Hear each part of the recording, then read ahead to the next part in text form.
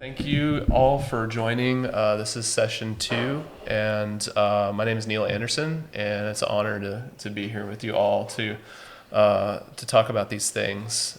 So I guess I'd like to start with a few self-introductions briefly, starting with Ron, if you like. All right. Yeah. Ron Martin from Springfield, Missouri, and I guess I don't know exactly what you want to know, but I'm by trade anyway. During my days, technology consultant, and spend a lot of time doing that. But have been sort of traveling and enjoying friendship with Byron for quite a few years now, and get to minister occasionally and those kind of things. So yeah, awesome. Yeah, that's great.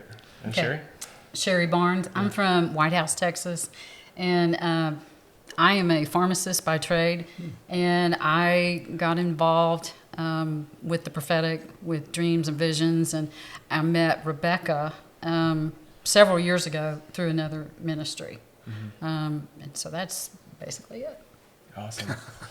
Boy, you all are very quick to the point here. I was hoping to have a little more time to think about something to say. I'm Byron Easterling. I'm from Sacramento, California. Yeah. And I'm neither of those. So just really learning this crew and getting to know them has been a lot of fun. And even though it's been Zoom mostly, it's been fun to be in person and have time with you guys and be at the cabin and just enjoy the atmosphere of this place. I hope a lot of people get to. I know they will. So the question is, given the shifts in the current church model, what are practical steps for training new church leaders and raising up disciples? And so I'm an analyst by trade, a security analyst, so my job is to find dangerous problems. And I was kind of born that way, and I was kind of raised that way. And I've been able to practice that way, and it transfers to ministry pretty well, kind of as a watchman or sort of a special forces, just finding things that nobody else sees and like doing the weird little things that God tells you to do without getting anyone's permission. fun. So Lucky. slightly Batman, but so I like to tackle things in terms of problems and solutions. With a little help from a book called Future Church by Will Mancini, I was able to kind of get a framework for like what is it that draws people to church, and what has gone wrong with that, or what has been wrong with that, and like what goes right with that. And I'm just like really interested in like getting really specific about those things. And so there's he called them the 4 Ps. There's programs, personality, people, and place. And the idea is that programs, or like the programmatic church, has been like, it's identified as like one of the things that has like caused a lot of church growth and has built church attendees, but often, not always, at the expense of building or raising up true disciples that are like really like driving towards a purpose and being like functioning at a family level with a vision. And so like programs is one of those things that draws people in. It's like, oh, they've got a coffee shop or whatever. They've got a cool audio visual, or they've got all these things, attractions. And those are useful tools. So I don't want to diminish those, but on the other hand, they have their limit, and there may be a preponderance or an excess of those things. Personality is another one. It's like, oh, I love the pastor. Like he's a flashy guy, like he's really cool. So I go there because he's there, But is his personality Christ-like? Is like the kind of the flip side.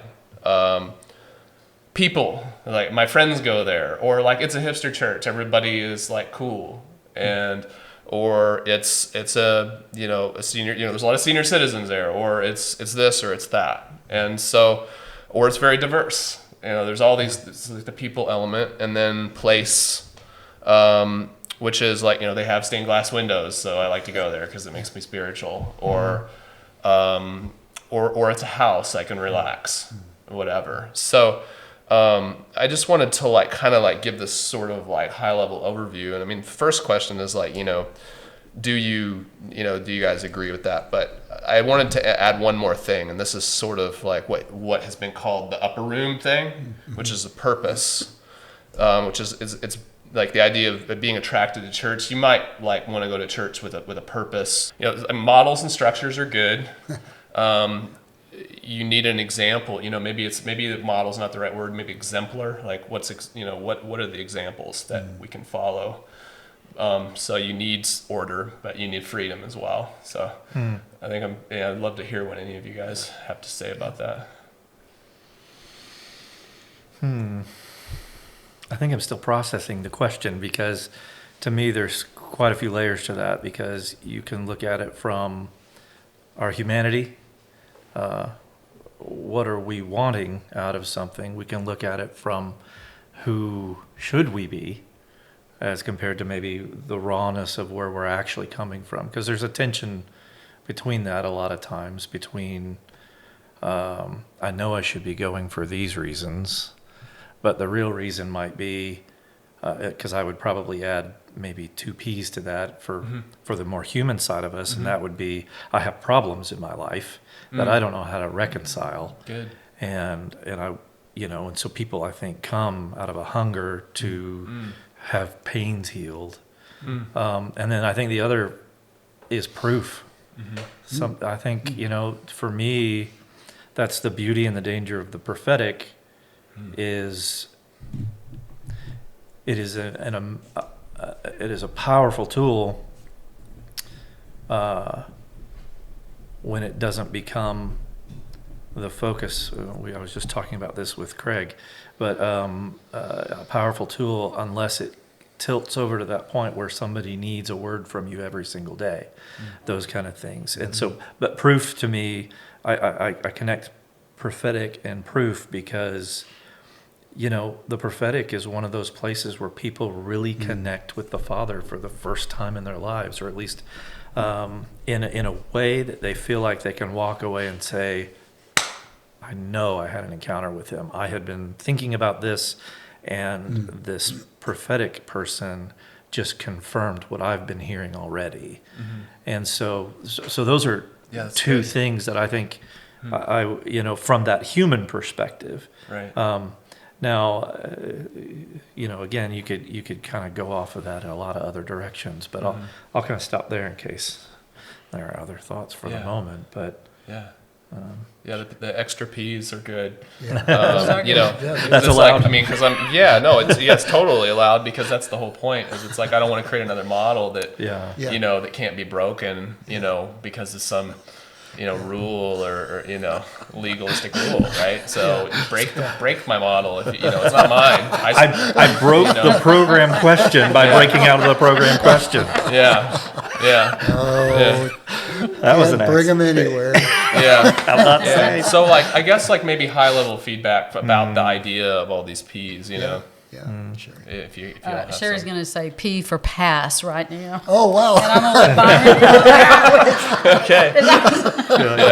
I'm not bad. Is that P for providential? Wow.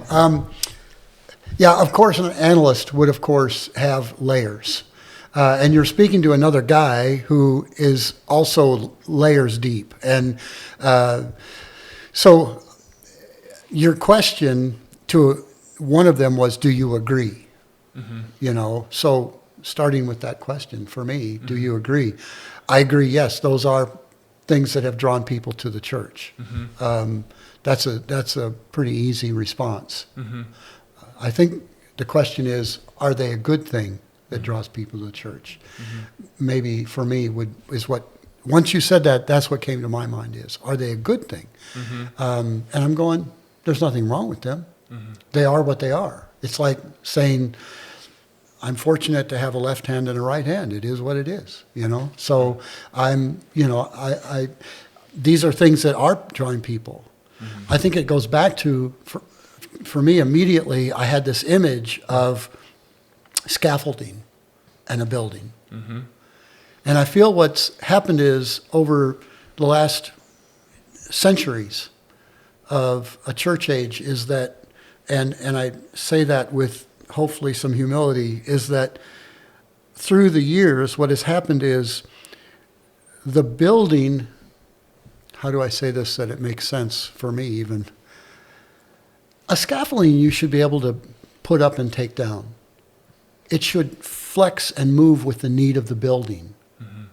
What we've done is we've made these things the building, mm-hmm. and we've made the people flex to fit our programs, mm-hmm. and the 6 Ps. Mm-hmm. So far. Yeah. It's well, and 7th if you pass on everything.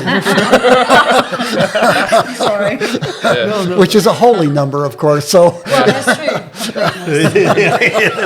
So. See, yeah. So for me, it's like, will there be is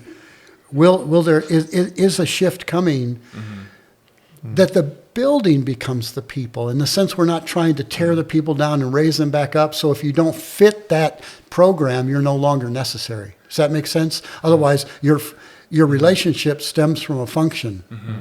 That's what this does. Yeah. Your relationship with someone stems because Sherry and I work on the same program together, but that program's getting phased out, or somebody else comes in to take the program, and now all of a sudden we don't have a position anymore or a function within that particular thing. So it's like all of a sudden we only had friendship through a function.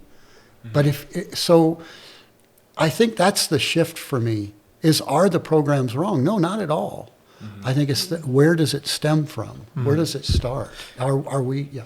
No, I was just because to me the question about those is, like you said, there's something to be recognized there. These are the reasons, mm-hmm. but I don't know that I would want to turn them into the expectations of why people should be here, because then and it kind of plays off of something Damien was mentioning earlier about if you set your expectation to a certain, then that's what you're going to get. And do we really want people engaging on the level of those things, which may be okay in some circles and places, but depending on who you are and what you carry and the people you're around and the community you're trying to build, mm-hmm. Those don't really address the people, which would maybe be a good another P to add. That's one of them. It is one of them, yeah. And so for me, there's, from a leadership perspective, though, in terms of why do I want people coming, to make it be about the people rather than mm-hmm. the programs and these things, and trying to find the right equation. Mm-hmm. Because I don't know. The equation to bring in attendees. Yeah. To raise your numbers. It feels like it's kind of like the key to the programmatic.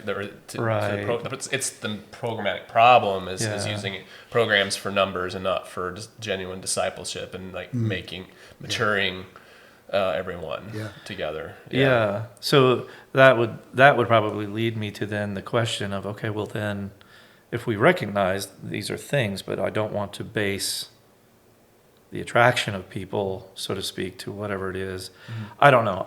I guess. So I'm an explorer. Mm-hmm. I don't always agree with everything I even say. And this is my qualifier, because what I've learned, and I used to have to do this in my business meetings, because I kept getting attacked at the end of business meetings, and they're like, "Why are you always playing the devil's advocate?" And I was shocked by it, because I was like, well, I wasn't, But for me, there's this pendulum, and actually it gets back to something you said about, society and culture, and it seems like there's always this pendulum swinging. It's like we see something and then we go to the other extreme, and there's this back and forth. And that's kind of how I view these things. A lot of times, like in these business meetings I would be in, we'd be right here. We wanted to be more central, but people were really, in their thinking, only willing to go to here. Mm-hmm. And that means you're never going to get here.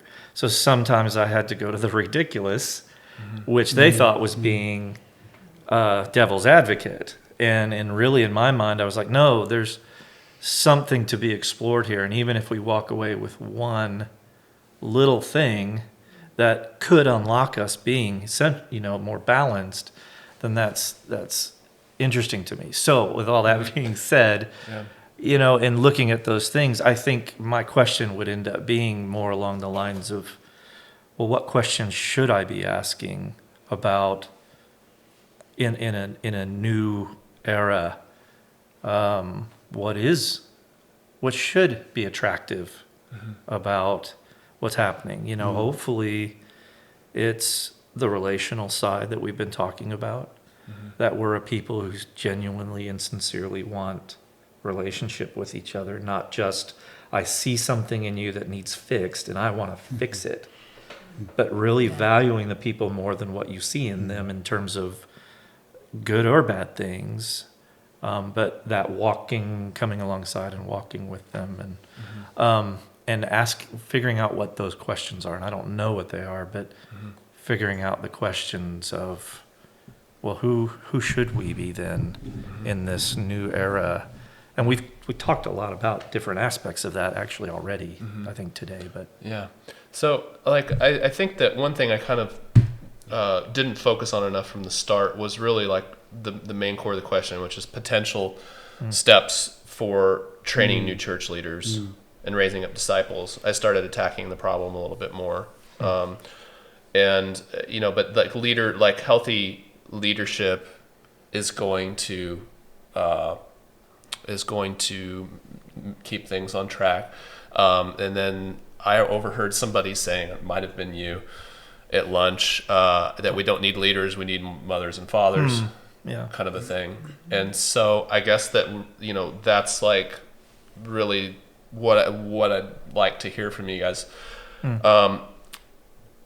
What do you feel was on the Lord's heart for leadership, to keep things on track, to not only keep it on track, but to multiply it into this new era that's happening?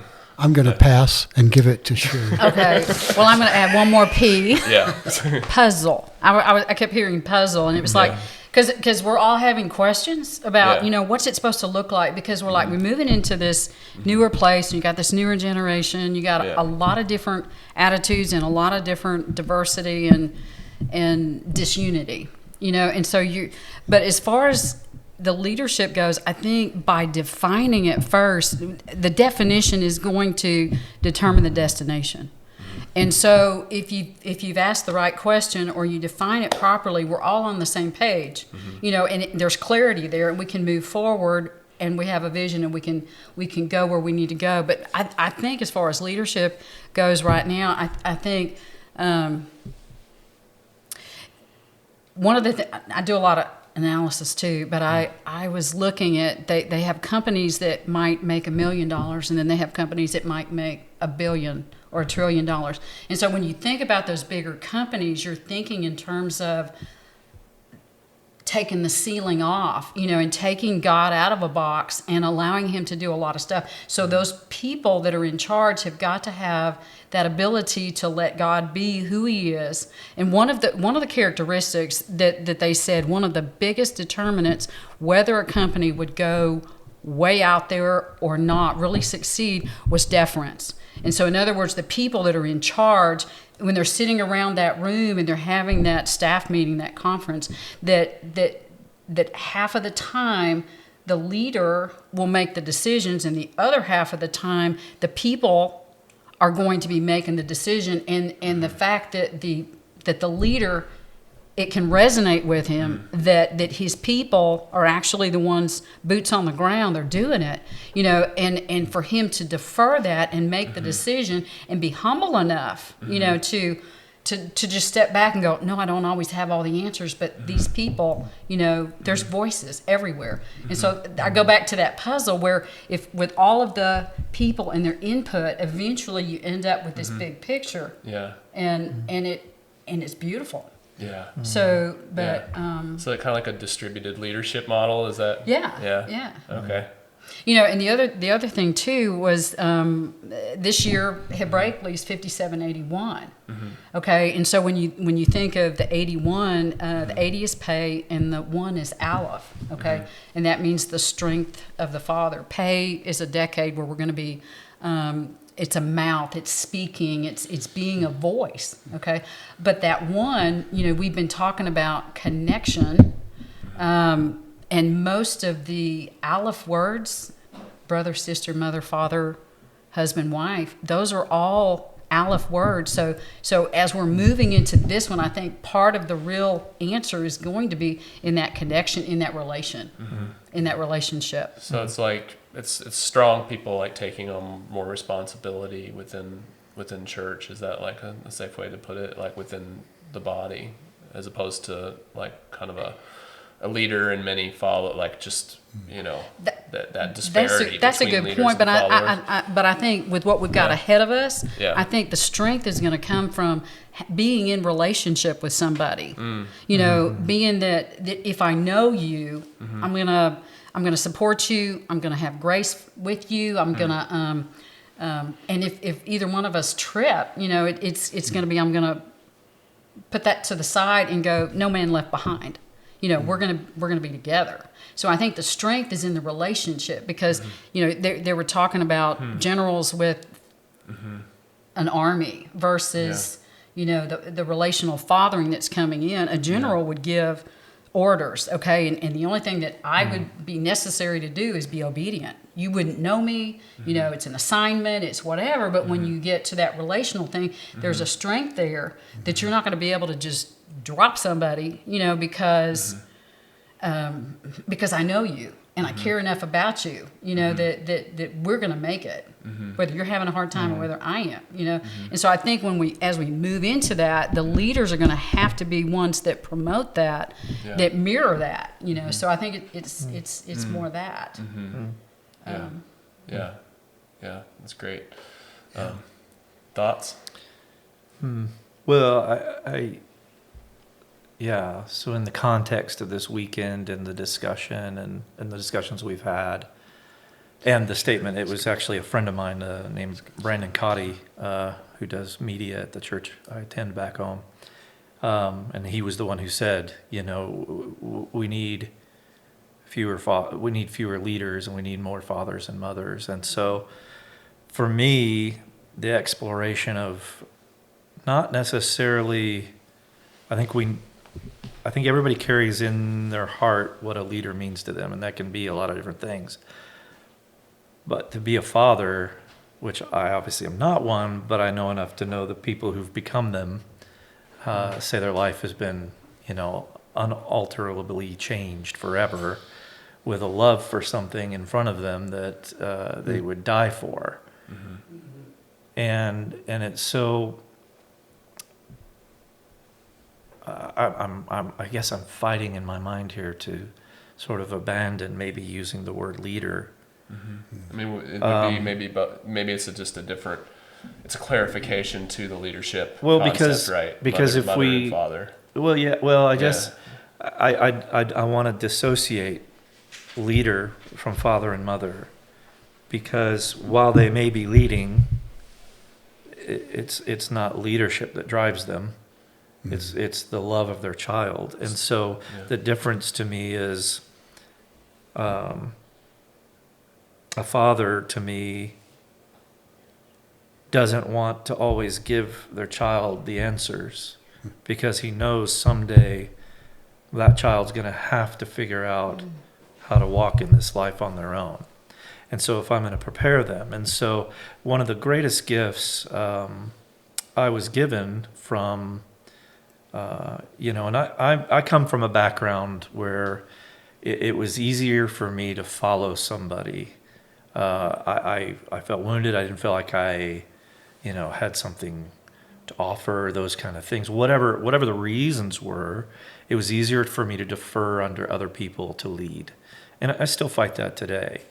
But I remember leaving a church where I'd kind of experienced some spiritual abuse, even by a legal definition, and ended up And I sat with the pastor of the church I ended up going to probably 7 years later. I took some time away from church after that abuse. And I walked out from that meeting with him because I just wanted to know who he was. I wanted to see who he was, because you can tell a lot of things just by sitting down with somebody for even a couple of hours. And he had 5 opportunities, I realized, to tell me what to think and what to believe. And each of those times, he respected me, and this is what I walked away with. It wasn't that he didn't want to tell me what to do, but he respected my personhood so much. He's like, I can't answer that for you. I'll walk with you, and we'll walk together to seek the Lord in that area, but I'm not gonna, and I can't answer it for you even if I knew how to. And that, to me, if I have to put the word leadership to it, is leadership, but that's fathering. That's fathering. Fathering is, you've got to figure out this critical skill. And that's where even going into the new era, or whatever we want to call it, I learned about a concept from the warrior class, and where I met Christine, who was speaking earlier, a concept of living in the question, that it's okay to just have questions and not have answers, because in that space is relationship. We get to pursue the Father. We get to learn how to be patient. We get to wait, and those kinds of things. And so I don't know. I get on things like this and my mind goes a million directions. So hopefully some of that made sense. But So when you're talking about leader and as well as mother and father and kind of this dichotomy, I was thinking maybe servant leader would be maybe a way to enhance the word leader. That a leader serves. Right? You've hit another one of my nerves. Okay. In a good way. In a good way. Yeah. And We've had this conversation. Yeah. Okay. Well, because just in the last 6 months, and this is where it stood out to me, is I kept, I've got some friends who are going through seminary type courses, and they're reading books on leadership and what it's all about. And every time I read how they define leadership, they call it servant. Well, you serve in this way, and they're not serving you, you're serving them, and all these kinds of things. And at some point, a frustration, hopefully a holy one, rose in my heart, and I'm like, why do we have to call servanthood leadership? Why can't servanthood be servanthood? Why does it have to have, forgive it, but the sex appeal of a leader? And then that led to a question that I'm living in, that I'll ask questions that I know, again, might not be what I believe, but it helps me explore the tension between two things. Right. And it's not even one that I expect answered here, but it's the question of, did Jesus come to lead or to serve? Was he a leader or a servant? And that could be answered right now in simple ways, but I'm talking about that space in the middle of those two. That space of motivation and heart, and did he need a following? And if he did, the large masses that he had, didn't he speak in parables? So a lot of them wouldn't understand unless the Spirit led them to understand. And even sometimes the disciples it had to be explained to them. So even when he had a huge crowd, he wasn't speaking. He was speaking on a different level. And it makes me wonder, what do we, and I forget who it was, it may have been Christine or somebody else this morning, but they touched on, who he was with the disciples is more along the lines of what I think, sorry, self-awareness. Am I talking too much? No. Are we,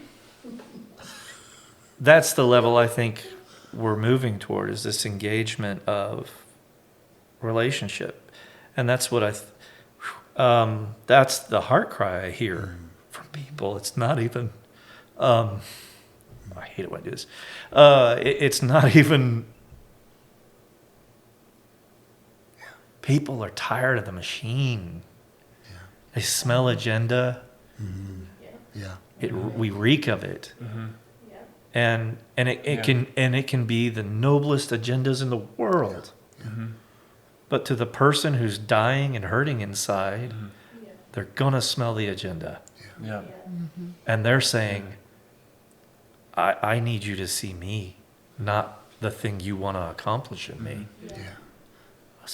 So, I think I'll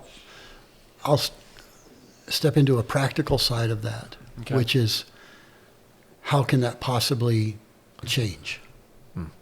And for me, on this side on my fence, on the areas that I travel and go, and the people I meet, and the leaders I'm with, or the servants I'm with, either one, we've had this conversation. Two things. The first is it's re-education.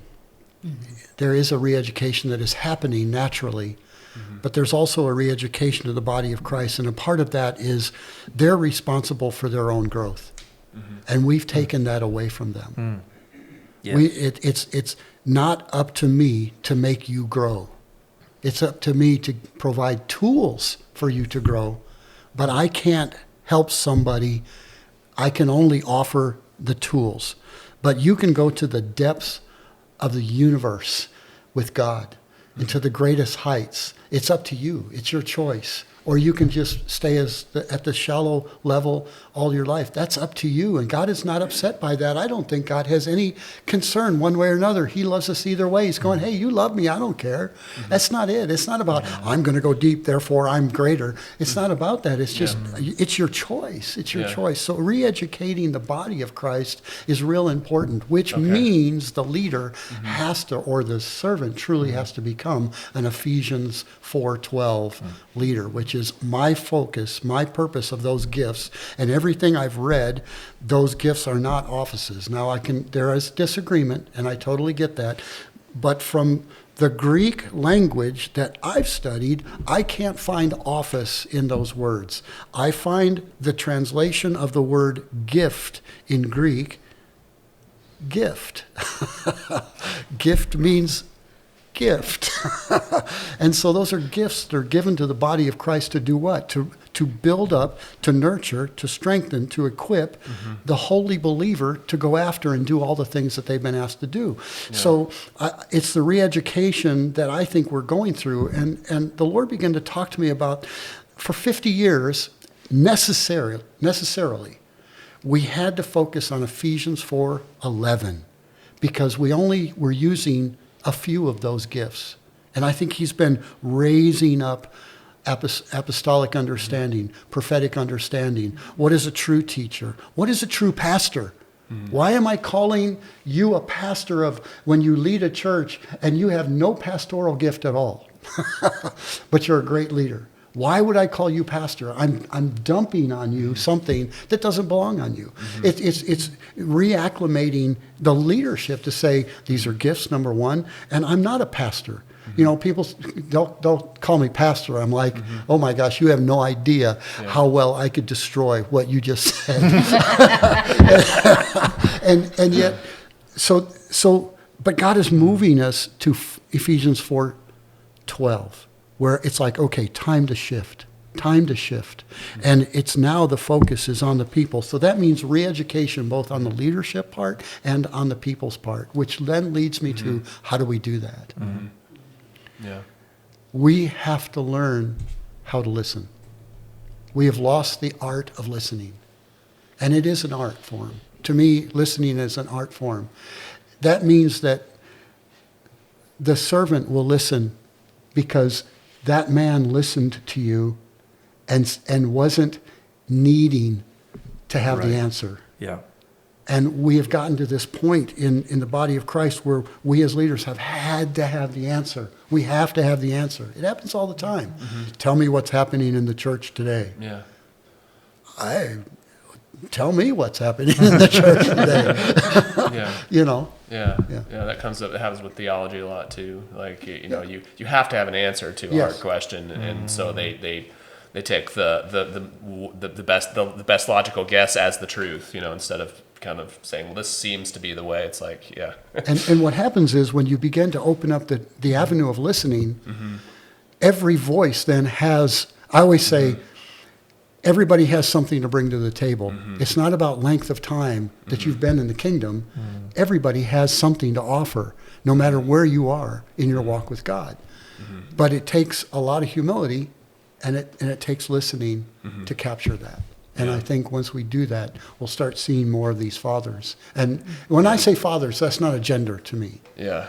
Yeah. So the 412 thing, can you quote that to me again, or what that key of that is? Yeah, the 411 is, Yeah. here's the 5 gifts. Okay. Okay, 412 is, and this is the purpose of those gifts, is to build up, depending on the translation, and which is, it could be equipping, or it could be nurturing, preparing the holy believer. And some say the works of ministry. Some, it's what God has, from my understanding, it's what God has called you to infect the world with. Yeah. Yeah. And do you feel like, practically speaking, that part of that training is to train them to all themselves infect? Like, and is that missing right now? And like, what can we enhance about that? That goes to 13. What Okay. is the purpose of doing that? Yeah. Is to mature the body into fullness, so that we're complete and full in Him. And when you're full in Christ, that means your identity is complete. You understand who you are in God. You understand how heaven sees you, and you understand who God is in our lives. And we have maturity enough to go out and speak into someone's life. And that's a journey. Yeah. That's not a completion. Yeah. Yeah, that's not, I got Yeah. from A to Z and now I'm all done and Right. I am the answer, because all of Yeah. a sudden you're Yeah. So you were mentioning the machine and people, I would kind of class that in the overly programmatic format, of program, as the machine or the Babylon system, or that thing that's going to control the legalistic thing. So I guess I'm just kind of like thinking about, is that like the main problem that fights against this? That we're creating these distractions for people to join, but we're not like training. We're not training into the 412, 13 type approach. Is that? I don't know if I'm going to directly answer your question, but there's so much nuance to why people are doing what they're doing. Why are they teaching? Am I really teaching so that this person in front of me will get it? Or am I teaching because I have a need to teach and be heard? And there's two different things. The term machinery, which I kind of casually use, but I had after my what I call the crazy church experience where the abuse happened, I started seeing a Christian therapist that I had met, and she was spirit-filled, which was actually a lot of fun, because the Lord would tell me when she needed coffee when we would meet, and I would bring it, and she would be like, oh my gosh, I actually couldn't get one today. But anyway, okay, squirrel.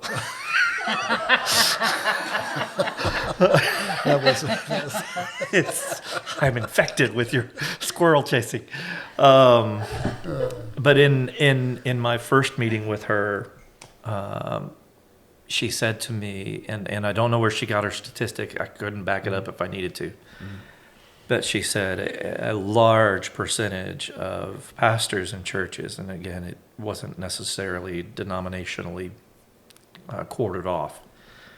And she said a large percentage, 70% or greater, she said, the pastors live at a 12th grade emotional level, which is kind of an age of narcissism, where I need to be followed. I need to be heard. I need to be seen. I need to be followed. And then you have churches of people, which I was a card-carrying member of this next group, and that is of people who need to be told what they should think and what they should believe. And so now you have, as she put it, now you have a codependent relationship, which is very unhealthy. Mm-hmm. So, I don't know that there's value in unboxing that and trying to fix that to some degree.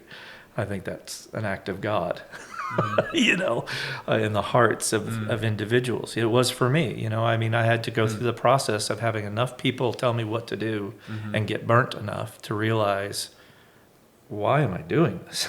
Why am I submitting myself to this? And what could be different? And sometimes you can't see that there's a difference. But the other thing that she brought out was these are her words, so I don't know who she's talking about, but she's like, I've counseled high-level ministry leaders, professional athletes, billionaires, and all these people. And she said, and they all come in my office and they sit down. They've attained their goal of the large ministry, the successful athlete, and all these things. And she's like, and they're miserable. And she said specifically with church people, not only are they miserable, even though they've attained everything they thought would be the fulfillment of who they were, now they're taxed with having to support this thing that no longer satisfies. But they keep doing it because they feel this obligation to it and this responsibility to it. And so it's like there's all this, and she calls them the Kardashian Christians, because it's a lot of publicity and recognition, but at the end of the day, they're empty and struggling inside too, even though they've attained what so many people spend their lives pursuing. And she's just like, and I think she was going through an epiphany on this as well, but and when do we reach the place, I guess I'm closer to it than I used to be, of I don't need this or that or this to lead in order to be okay with myself or significant enough in the kingdom to merit value, I guess. And when can we get to that place of maturity where I can really sit across from Myrna and be like, what's really, I want to be your friend. And that's it. And if you get some stuff along the way, wow, that's fun. And sometimes there will be intention in love, but I think the love is always the agenda, if I can twist that word agenda. I think so too. They were talking about, like, even in some of the bigger churches, they said, we need to make sure we connect with these people, because if they don't get that connection within that first 6 months, they're gone. Yeah. And so all the data collection that you do, it's coming in, it's coming out, because you're getting different people. It's not, a homogenous group. And back in Jesus's day, when the disciples went up underneath a rabbi, they were with him for life. And so that you're getting more back into that mothering, fathering thing. And I mean, mothers are more nurturing, and the fathers, they're the ones that are going, okay, get on the bicycle, and if you fall over, you'll figure out, that you need to lean more this way. The fathers allow the kids to take more of a risk, and I love that. And that's kind of what you're saying. What you were saying was, I'm not going to tell you what to do, but I can give you the tools, and then I can say, hey, sport, you screwed up, come back here, that kind of thing. But I think because once somebody knows that you care about them, I mean, that's an old cliche. They're not going to listen to you until they know that you care, right? That's right. And so if you're fathering somebody, they're going to know that you're in there, that you're there for the duration. And not only, the fathering part, as anybody that has their first kid, Craig, that first one is like, is like your training ground, but each child you learn something from them. It's never a one-way street. It's just like with teachers. You offer to teach, and in the process, God's teaching you. And as a father, each of your children has their own identity. Absolutely. Yes. Yes. When you're a leader, you want everybody to look like you, That's right. potentially. Maybe a bad leader. I don't know. Anyway, Okay. take that for what's worth. But a Yeah. father is going to want to draw out the identity of each of their That's children right. because That's they're going to right. be so unique. And there's not. So, there aren't mega families like there are mega churches. There's never going to be a mega family. I Except don't for think. Craig, maybe. Except for Craig. Yes, he's on the path. He's our Yeah, Craig. explorer and going into new worlds. He's To infinity and beyond. as of now, he's up to 36 children. No, Squirrel. yeah, but there's a fathering. I don't know that it should be it can be a big thing, but not a mega thing, because, and I say that just as it's that thing we have in us that everything has to be big, big, big. Yeah. But Okay, so I was talking with Rebecca, and this term "next gen elders" came up, So I was gonna. and Byron took it and ran with it, and he's now writing a book about it. Oh, I am. Yeah.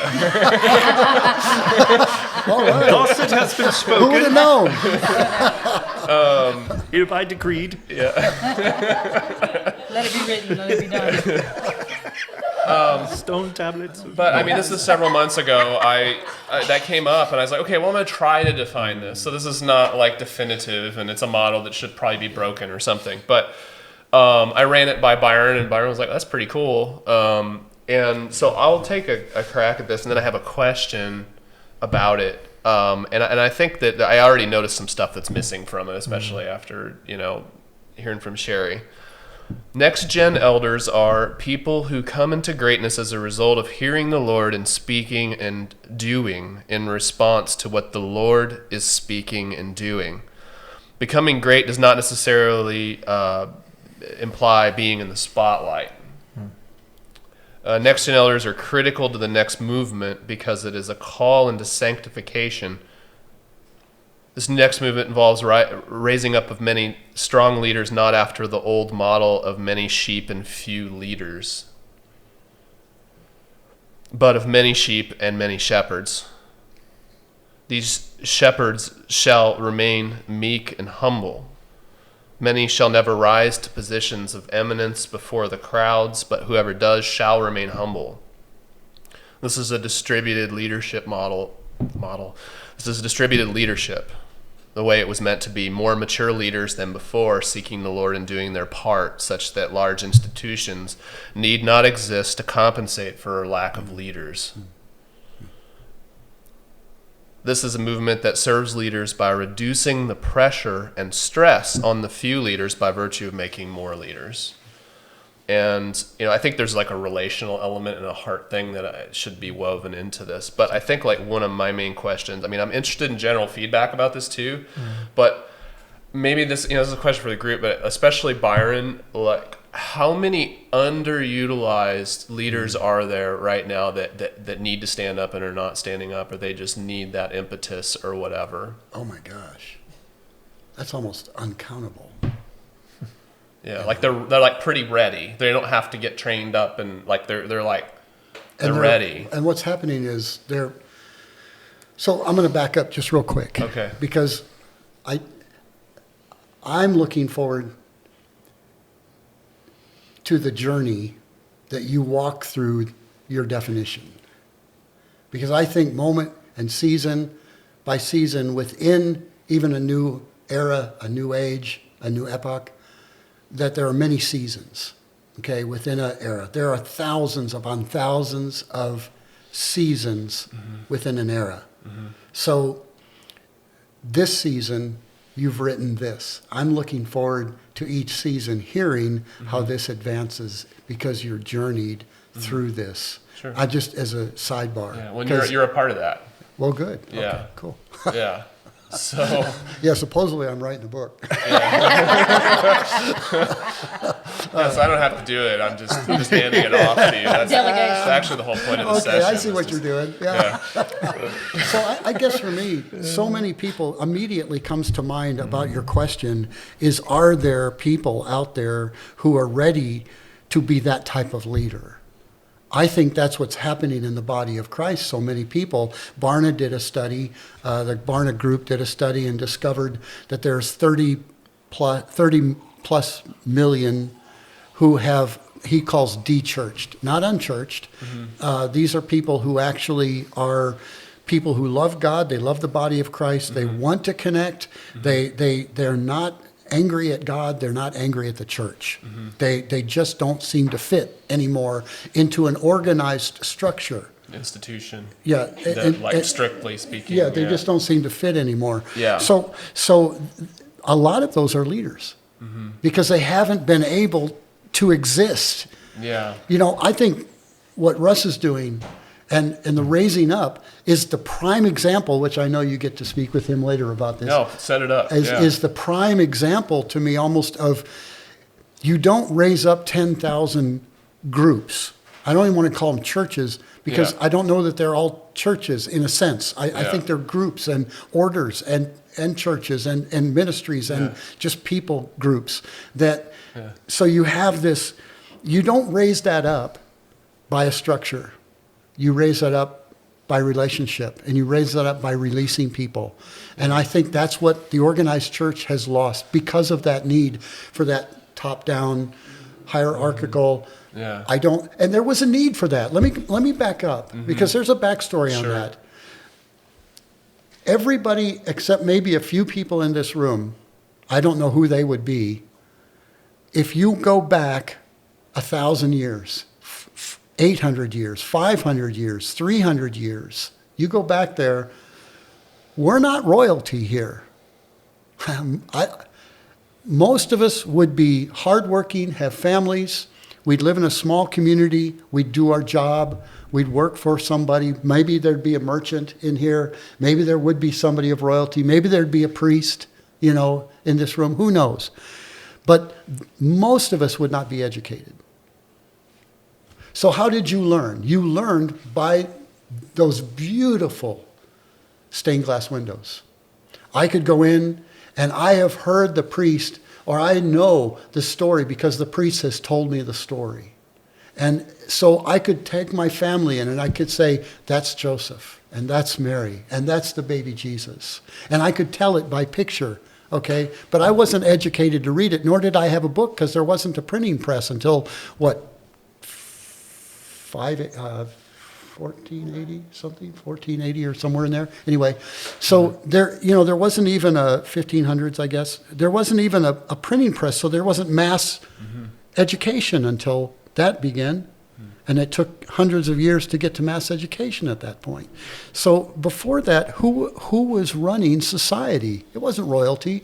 It was the priesthood. The priesthood chose what royalty understood.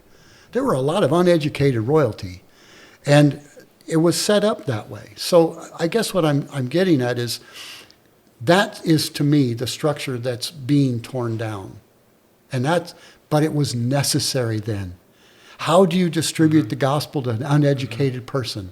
You have somebody who understands that. But today, I don't need that. Look, I have this. I can hear the best teachers in the world right here. What I can't get is relationship. I can get understanding. I can get knowledge. I can't get wisdom, but I can get knowledge. And knowledge, does lead to some wisdom. But I don't need somebody telling me up here. Listen, I speak a lot at different churches and functions and events and la. And I'd much rather hear somebody else than myself because there's far better communicators than me. But because I can self-educate. And that is such a big key. We couldn't self-educate then. There wasn't self-education. And I think that we can't get angry with what we couldn't have before. I think that's the key. I'm not angry at the hierarchical church, but it's not as necessary, in my opinion. It's just not, because, so to maybe answer a question is to say, there are leaders waiting to rise to the surface who have their lane. That's a common term right now, get in your lane. And that's a good term. Find where God has you focused on, which allows space. That's Joel chapter 2. They moved together in unity, up over the wall, down through. And they never jostled. It says they didn't jostle one another. And so that means at some point, somebody's going to move forward, somebody has to slide over, somebody has to move up. You know, it's shifting as needed. And that's what we lose. We lose that shifting of the kingdom, and that ability to move when somebody says, I don't fit here anymore and I need to back up. That means somebody needs to slip in. Oh, I don't want to do that. That's false pride. Yeah, a lot of those people get accused of being lone rangers. Yeah. But they're really flowing like the wind, like no one knows where it comes from or where it goes. Like at least that's what they need to do at that moment to find their place.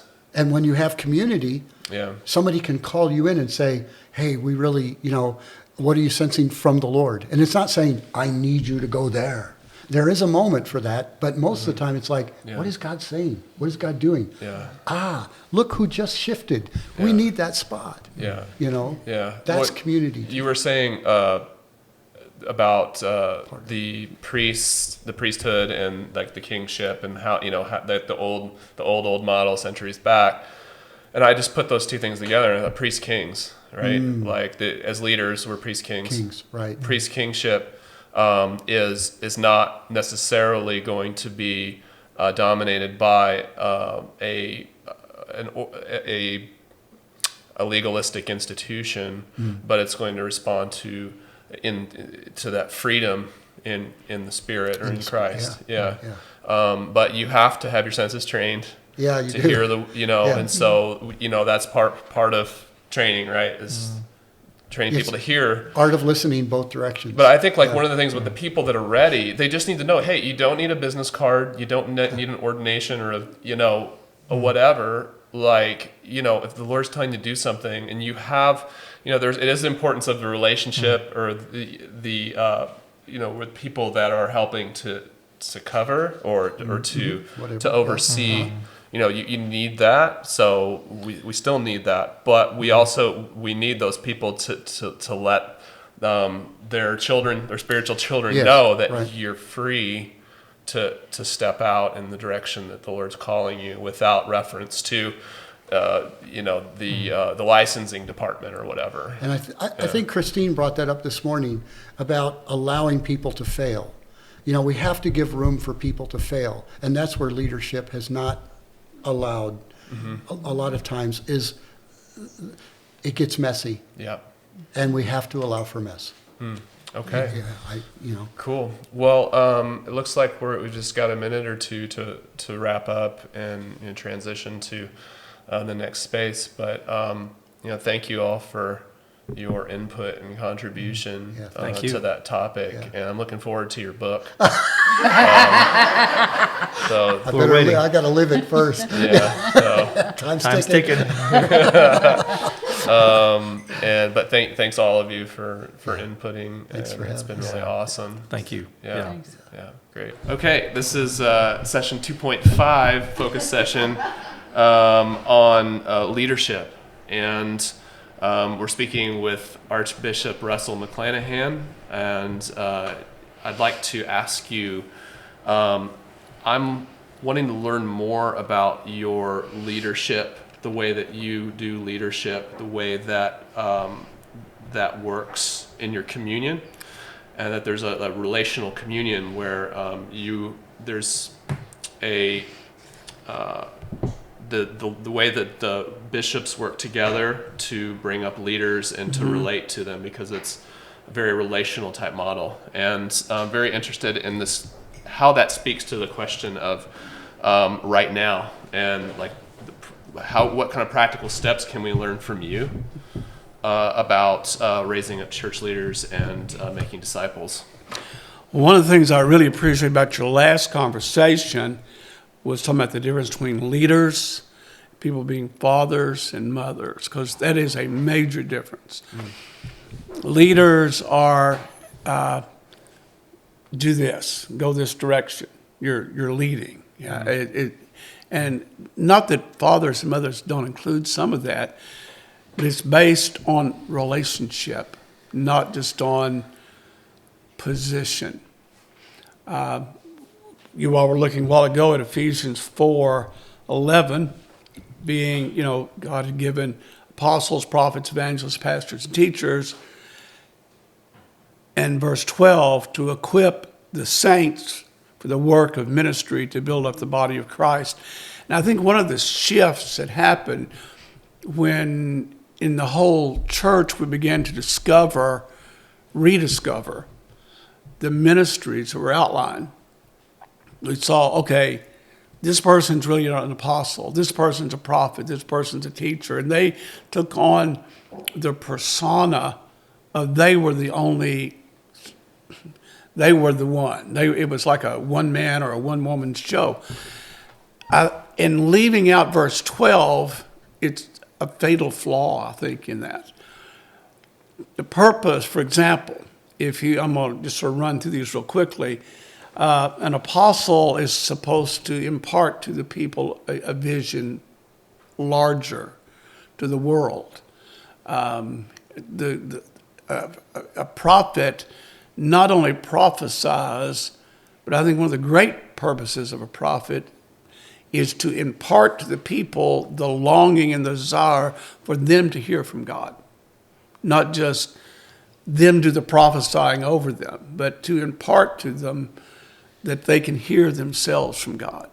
A teacher causes you they not only teach you doctrine or teach you way, but how you want to get into the Word and study and to glean from that. Or an evangelist is not just somebody that, like Billy Graham, that gets up and preaches at a crusade and, people come forward. I mean, I think that could all be a part. But the real part is to impart to the church the desire to evangelize. How do you lead other people to Christ? Yourself. And so all of those ministries together are for the purpose of the body. And learning how to do that, I like very much how you all were sharing a while ago, rather than using the term leader, using fathers and mothers. In our particular communion, people that are ordained, that's the term we use. Like if someone's addressing them, you'll see this in a lot of sacramental churches. They will refer to Father so-and-so, and even like in religious orders, you'll have like Mother Teresa or so forth. We use some of those similar terms intentionally because we see their role being more that in a father-mother type of spiritual role than being just leader. You go here, you go there, that you're like a general in the army, but instead someone that listens and cares for them. Now, that's probably better caught than taught, as I used to hear people say, and modeling that out and working with people. When I said this to someone earlier, years ago when I was in a particular denomination, the last person on the planet, if I was going through a marital problem or a problem with kids or money or any kind of thing, or just normal stuff, I would never have gone to my bishop because he might have been understanding and caring, but my next appointment could have been podunk holler. Okay, so you don't want to tell somebody that has that kind of authority over your life. That's different than going to your dad and talking. that cares about you, loves you, and you're in a relationship with, and says, maybe they don't even have all the answers, but they're just there with you and say, this is going to be a great learning experience for you, and I'm there with you, and knowing somebody there's with you. So that's one of the things we try to communicate to people. One of the things that I'm doing particularly right now with Zoom being, because everything's been locked down and across the nation, I've been using Zoom both nationally and internationally to have meetings that became more of dialogue, discussion, trying to cover not just theology. I mean, when I went to seminary, for example, I was under the impression that this was going to be a great place, would enhance my spiritual life. I could be around people to help me seek after God, discover God's. I couldn't have been more wrong. It was an educational institution. It was like if you were going to study to be a physicist or a doctor. It was all intellectual. It was all left brain stuff. There was nothing dealing with the right brain, with your emotions, your relationships, and all of that. So part of what we try to do is to minister to that total part of who we are. And so, like, there's a Zoom group I have of about 7 or 8 people that are involved that I look upon as being future leaders or future fathers and mothers. And what we do on that is we talk about not just theology and stuff, but like real practical stuff. How we're dealing with things in ministry that nobody ever talked to me about.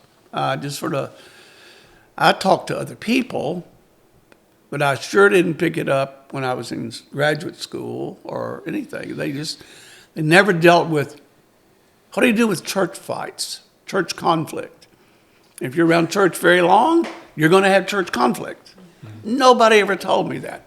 Nobody ever taught me about how do you start a new church from nothing. You know, it's like, how do you incorporate? How do you do all those kind of stuff? What do you do with dealing with, I would say, with these unresolved conflicts? What do you do with discipline? If somebody really acts out badly, how do you deal with that?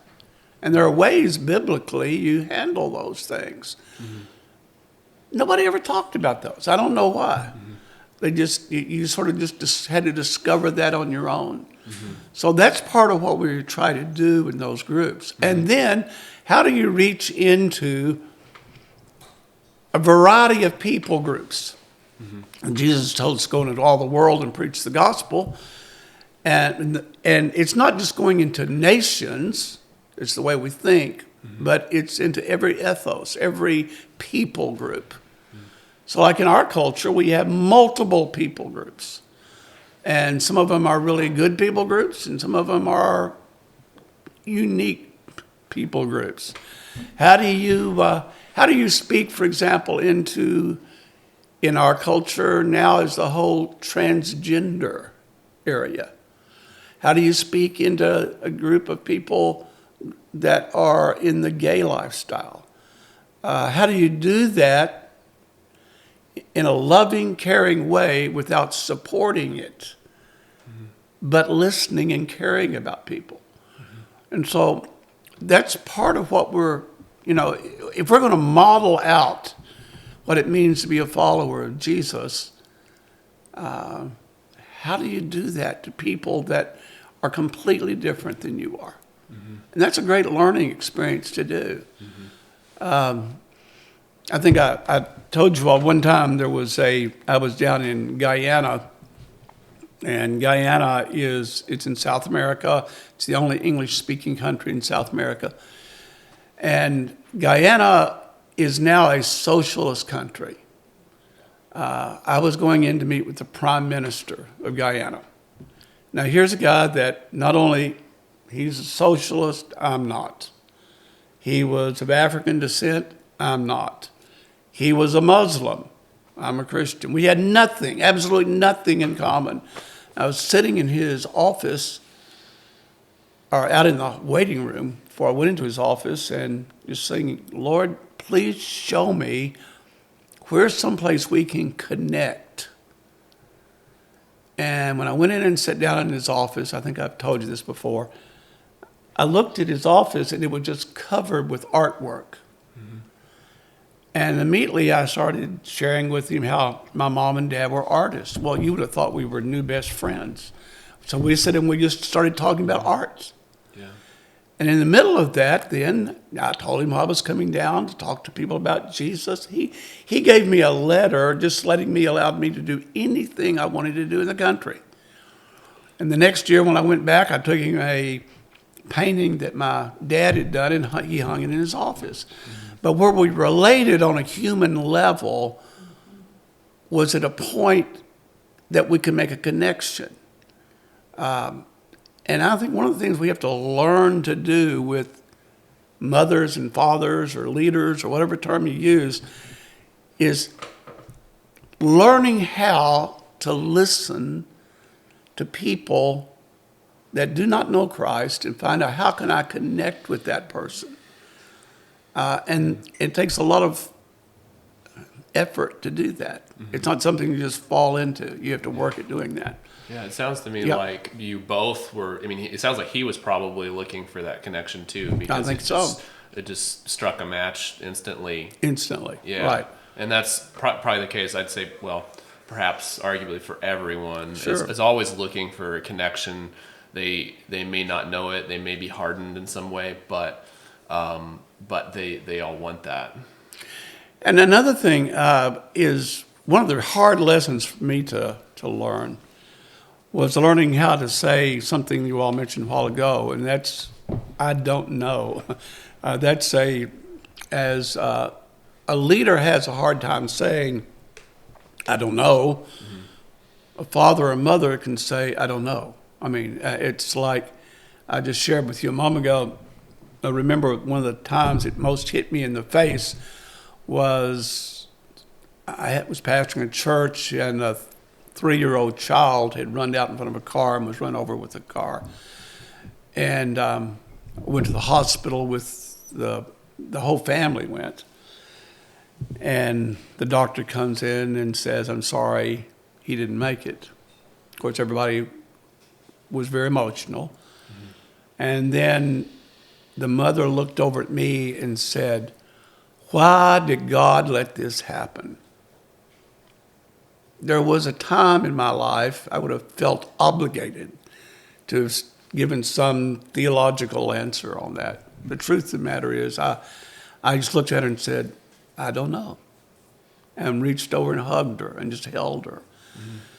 And you sometimes only learn those things by living in them, because I didn't know, but I did know I could love her. Mm-hmm. And they call that the ministry of presence, just being there in church and just caring. And a mom or dad can just be there. A leader has to have the answer. Mm-hmm. And it's because a mom and dad is a relationship. Mm-hmm. A leader is a person with a clear direction, a clear answer, a clear everything. And I don't want to underplay that, but I think we've overplayed it in our country. Yeah. I don't know that the model we have, I'm going to use in the United States, it was anywhere close to the model that was in the early church. Mm-hmm. They couldn't do that because they would be killed. Mm-hmm. So house churches, small groups, intimate groups, mm-hmm. was where the whole life of the church was birthed for the first 300 years. Mm-hmm. And I think God is sort of moving us back to some of that we learn what real, genuine relationships in the church are like, mm-hmm. and the importance of that. Yeah. Okay. Yeah. Last night I remember you said, this is what it's supposed to be like, or this is what it's going to be like, is we were all gathered around praying and worshiping and prophesying to one another, encouraging one another, and sharing the ministry of presence. That there's like the easiest setting is in the home, but this isn't all about house churches. Sure. It's not the only way, but how do you feel about house churches? Well, I think, a lot of people in the prophetic were talking about 2020 being the year that revival was going to begin in the United States, particularly all around the world. And I think it really was true. It's just taking a different format than we thought it was going to be. We're used to, in the United States, revival means we've got a stadium full of people, one person's up front preaching, and hundreds or thousands of people respond and they get saved. And I'm all for that. I mean, I've preached in tent meetings and crusades and everything else and love it. Yeah. But I don't know that that's the way it's going to be or is anymore. One of the greatest revivals in the world right now is happening in Iran. I've mentioned before, there's a video, if you've never seen it, called Sheep Among Wolves, Volume 2. And it talks about the underground movement of one of the greatest revivals in the world right now is happening in Iran, which is absolutely anti-Christian. And some of the primary leaders in that revival, which is going to surprise some people, won't others, but it is women. Because the women go to each other and they can talk to each other. And they share the gospel with each other. And it's an underground movement. I have a network of churches that in Pakistan right now, and it's all underground. There's two levels. It's like even in China, you've got a state authorized group and you've got an underground group. The state authorized group, all the leaders have to be okayed by the state. The underground movement, they do their own thing. Now, the underground movement is where people get all the persecution from the state because the state can't control that. In America, we've had the above ground, and it moved into sort of a mega church model. Churches of 10,000, 20,000 people. My son attends a church in Louisville, Kentucky that has 30,000 people in it. Now, I don't know how you can genuinely be a pastor to 30,000 people. You can't. I was the associate pastor at one time where a church had about 1,800. And when I would minister or be preaching, I'd have somebody come up to me in Walmart and say, "Oh, it was such a wonderful sermon, Sunday, blah, blah, blah." And I'd smile, shake their hand, and think, "I do not know who you are at all." I had no idea who they were. There was about 100 people probably that I had a good relationship with. But in a mega church setting, a single pastor cannot genuinely be a pastor. You can call him whatever you want to call him, chief cook and bottle washer, but a great speaker or whatever. But he's not the person that, when you're going through something with your kid or your wife or your husband, that you can go and sit down with, and he helps to walk you through that. Yeah. And I believe that's what God's heart is. We have people in ministry to do that. Yeah. And the best way I know to do that is to mentor people in it, to impart that to people. Yeah. Okay. Yeah. So we have just a couple minutes, Sure. But real briefly, I've had the opportunity to be in one of your mentorship groups by way of Rebecca, which has been really awesome. Is this something that everyone within your communion is doing, or is this something that's to you, or is this part of the structure of the way that you guys? Well, we don't have that kind of order. Yeah. We don't have that firm structure. That's what it's like. Each of the bishops, many of them are doing exactly what I'm doing. I've told somebody once, I plan on living to be 120, but just in case I don't make it, I got a plan B. And the plan B was to try to mentor other people that are younger to take over leadership roles. And I'm using that word leadership back and forth. It is leadership, but to be real fathers and real mothers. There's no greater gift into the body than to have that, other than the fatherhood of God. And that's what fathers are called upon to do, to reflect the heart of being of the Father. Yeah.